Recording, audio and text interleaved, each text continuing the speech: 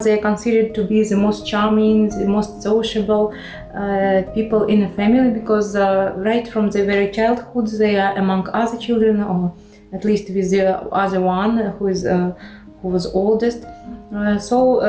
They get the strategy of communication with different people right from their birth.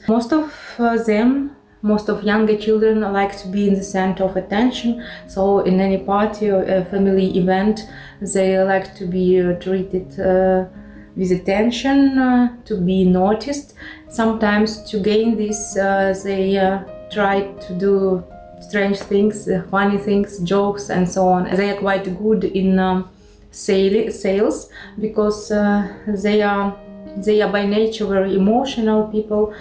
And this way they communicate with the others, and when they make sales they do it with emotions a lot, putting much attention to how they talk with them.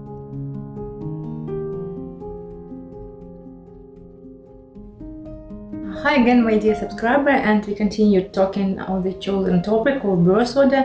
And today we discuss the younger child in the family and how this birth order influences his further life and relationships.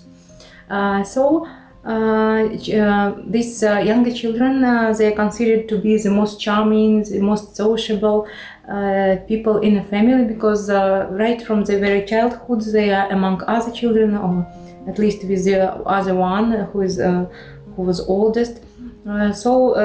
They get the strategy of communication with different people right from their birth, and they understand the rules of how to talk, how to get what they want, and that's why it's quite well known that they are good in manipulating people. Sometimes they're considered to be the most charming, the most spoiled members of the family, but again it depends a lot on how the parents bring them up and what are the rules of their family.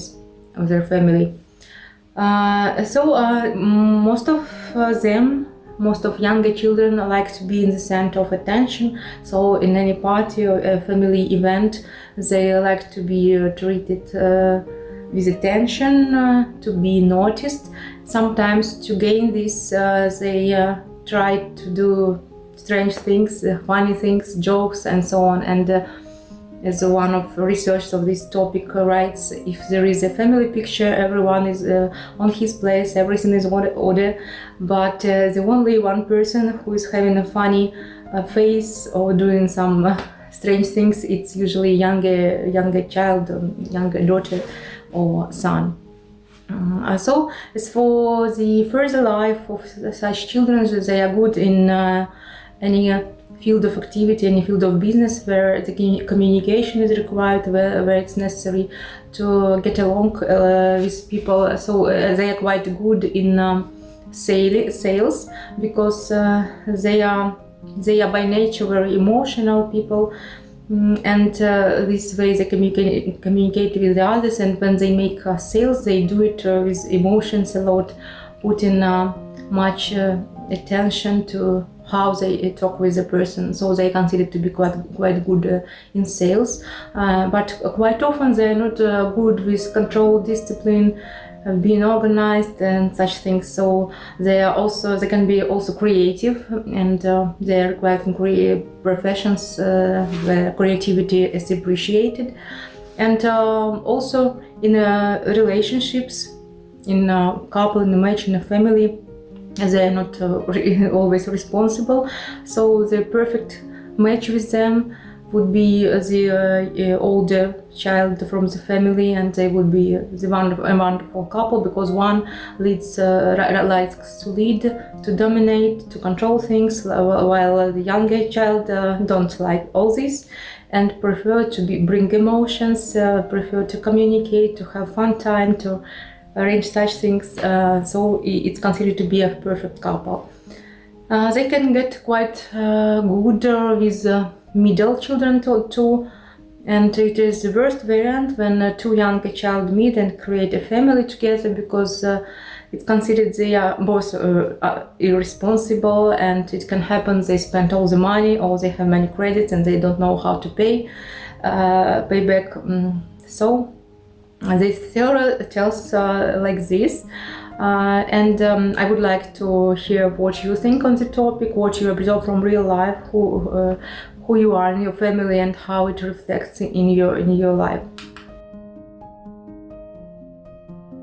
Also, it's considered quite often case when younger children, they easily can unattach from their parents, so they more often than older children, they change the countries, cities, can leave parents not so late. And if while older children, they support family traditions, family rules, and more loyal to their family, then the younger children, they are more rebels, they are more tended to do new things. And if you look at the history facts, it's possible to notice that most of revolutions were made by these younger children in a family. It's interesting fact, and I think that while choosing a partner, you can pay attention to this too, to ask your girl what position in the family she had in her childhood, and I'm sure it influences the relationships. But again, we can't say just perfect couple, because now we pay attention to the birth order. Also, we should pay attention to the type of temper, to the type of psychological people. Pay attention also to astrology side, and so on and so on. So there are many other different factors that we can measure, can detect. But I think in many cases, when you go to the first, second date, you easily and by gut feeling, you understand if it's your person or not.